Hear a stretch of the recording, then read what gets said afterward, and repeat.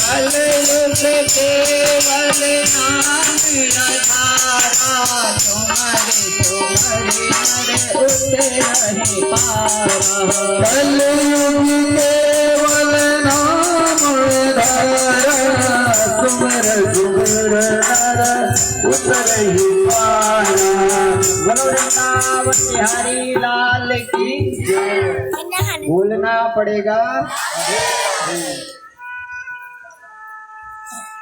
तो कहते हैं कलयुग में केवल साथ जाएगा तो नाम।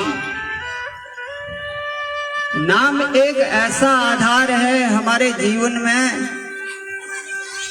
कहते हैं हमारा नाम ही कृष्ण नाम लो।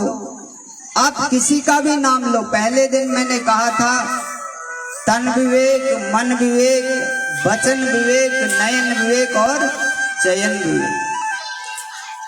तो आपको चयन करना है कि हमारे हजारों देवी देवता हैं, हमें किसकी पूजा करनी है, ये आपको डिसाइड करना है। ये आपको,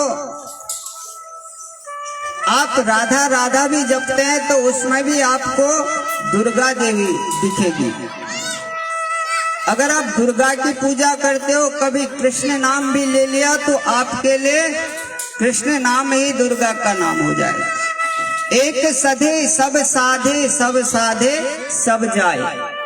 बोले एक की पूजा करो, एक को अपना इष्ट बनाओ, एक पर इतना विश्वास करो कि आपके विश्वास को जीते।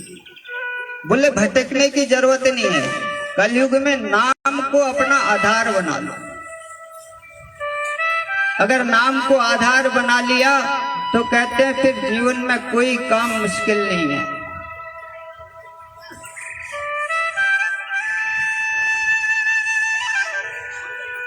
तो कल हम सुदामा तक पहुंचे थे। भगवान ने देखो कितने, परमात्मा कभी पैसा नहीं देखता, परमात्मा कभी बल नहीं देखता है। परमात्मा अगर कुछ देखता है भक्त्या तुष्यन्ति केवलः, उसकी भक्ति को देखता है। बात ये नहीं है कि आप 7 दिन लगातार बैठे, बैठता हर कोई है, पर बात यह है कि 7 दिन में आपके जीवन में क्या उतरा। 7 दिन में आपने कितना अपने अंदर इस रहस्य को लिया।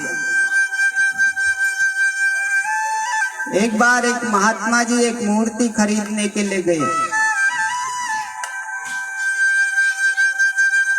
2 मूर्तियां थी, एक सी थी दोनों, पर दोनों में भेद इतना था। एक मूर्ति 100 रुपए की थी और एक मूर्ति 10,000 की थी। दोनों मूर्ति एक सी थी, एक ही वस्तु धातु की थी। जब महात्मा जी ने पूछा कि इनमें अंतर क्या है, तब मूर्तिकार ने कहा कि इनमें अंतर इसमें है कि इस मूर्ति के कान में आप जो है रस्सी डालो तो दूसरे कान में निकल जाती है,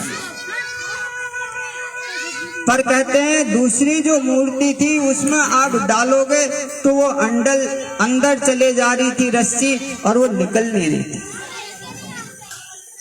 तो बोले इतनी सी बात है, इतना सा फर्क है कि जो है एक तो कान से सुनता है इधर से निकाल देता है, और एक कान से सुनता है तो वो अंदर रख लेता है, वो पचा लेता है। तो हरिनाम अंदर जाएगा तो वो जपते रहेगा, अंदर से मन आप काम भी करोगे। अब प्रतिदिन आप नाम जपोगे तो कभी क्या होता है आप काम में लग जाते हो, भूल जाते हो, नहीं जप पाते हो, तो अंदर आपके समाहित है तो अपने आप ही जपने लग जाए, अपने आप ही राम राम निकलने लग जाए। एक व्यक्ति तो कहते हैं कि जब राम नाम जप रहा था तो गुरुजी कहने लगे, दूसरे शिष्य थे, कि राम नाम गलत जगह नहीं जपना चाहिए, सूतक में नहीं जपना चाहिए, या अनेक जगह ऐसी होती हैं जहां पर राम नाम नहीं जपना चाहिए। पर एक शिष्य था, वो जहां भी जाता था वहां राम नाम जपने लगा। वो बाथरूम में भी जाता था तो उससे राम राम अपने आप ही निकल जाता था। गुरुजी ने कहा, बेटा गलत जगह नहीं जपना चाहिए। तब उसने एक दिन जीभ पकड़ ली, तो जीभ पकड़ने के बाद भी उसके अंदर से राम राम निकलने लगा। तो गुरुजी ने कहा, बेटा तू जहां भी जा, जिस स्थिति में जा, तू भगवान का नाम जपते रहना। तो इसलिए कहते हैं भगवान का नाम अवश्य लेना चाहिए। हमारे जीवन का सबसे महत्वपूर्ण पल भगवान की याद ही है। हम परमात्मा को याद कैसे करें? कथा सभी सुनते हैं, पर श्रोता बनना और एक श्रोता बनना अलग होता है। कथा आप 7 दिन नहीं सुन पाए, एक ही दिन सुन लो, 1 घंटे ही सुन लो, लेकिन कहते हैं उसको श्रोता बन के सुनो। श्रवणम कीर्तनम विष्णु, मैं हर दिन रोज कहता हूं श्रवणम मंगलम, बिगर सुने कुछ नहीं होगा। हमारे जीवन के जो पाप नष्ट होंगे वो सुनने से ही होंगे। गोपियां भी कहते हैं श्रवण मंगलम श्रीमदाततम भूइ गृह्णन्ति ते भूरिदा जनाः, श्रवण से ही मंगल होगा। तो भगवान ये नहीं देखते हैं कि आपके पास धन कितना है।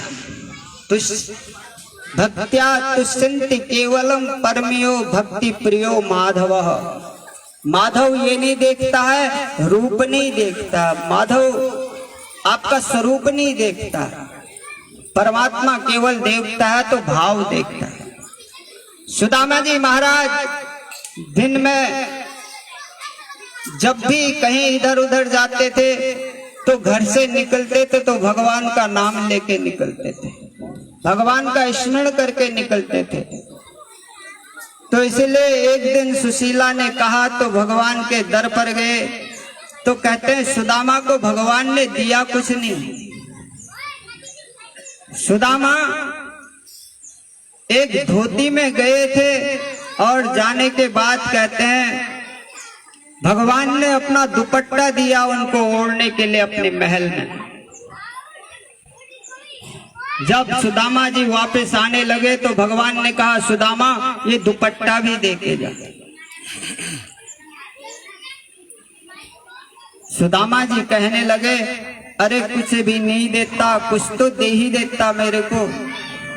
पर भगवान कहते हैं सुदामा तेरा जैसा भक्त मेरे को मिल नहीं सकता। सुदामा अपने घर गए तो कहते हैं जो वैकुंठ में जो दिव्यता है वो दिव्यता सुदामा के घर पर थी।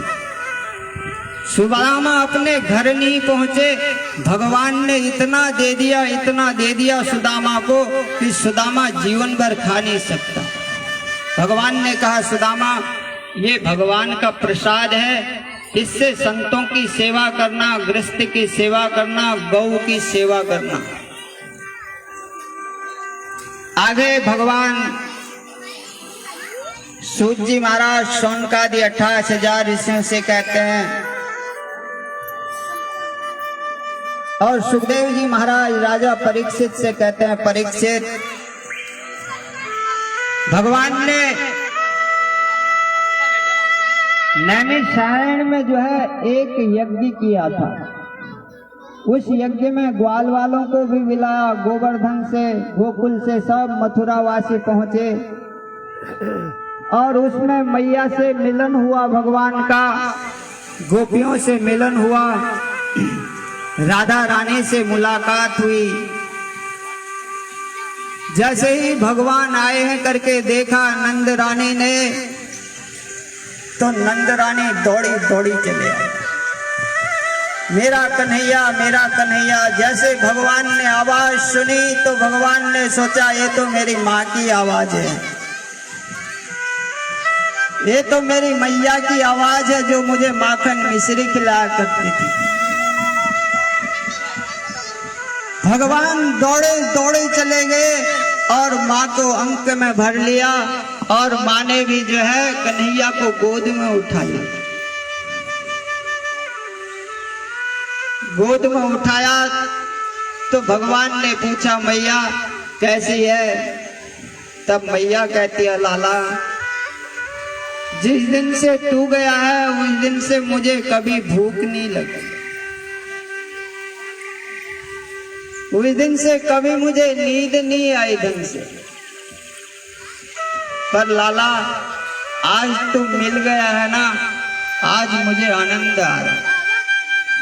बोले जीवन की वो खुशी मुझे आज मिल गई जो जीवन भर मुझे नहीं मिली तेरे जाने के बाद। लाला जब तू गया था ना तो कहती है मैं तेरे लिए खाना बनाया करती थी, मेरा कृष्ण आएगा, मेरा कन्हैया आएगा, पर तू आता नहीं था। कहती है फिर भी कन्हैया मुझे ऐसा लगता था कि तू जैसे गाय चराने गया हो।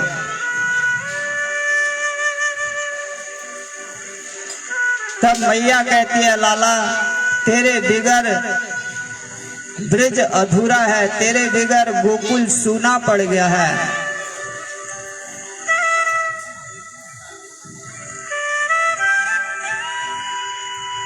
तब भगवान कहते हैं मैया अब मैं आ गया हूं और तू फिक्र मत कर।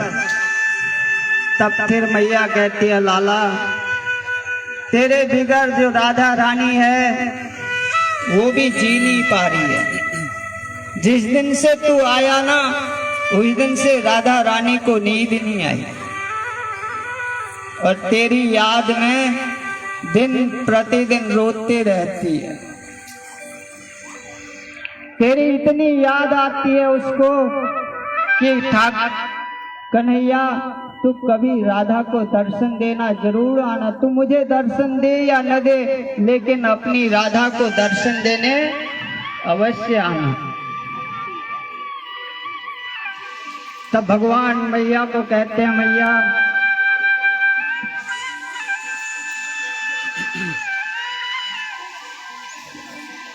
मैं अवश्य आऊंगा। भगवान ने जो है सब ग्वाल वालों से मुलाकात करी, अंत में नंद बाबा से भी मुलाकात हुई।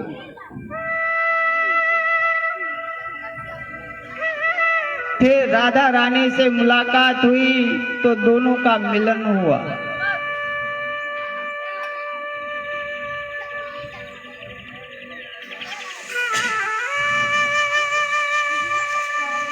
राधा कहती है कृष्ण जब से तू मथुरा छोड़कर गया, मथुरा गया गोकुल छोड़कर, जब से तेरी याद में रोती रहती है, तेरी याद सताते रहती है। राधा कहती है ठाकुर अब तेरे बिगड़ जिया नहीं जाता।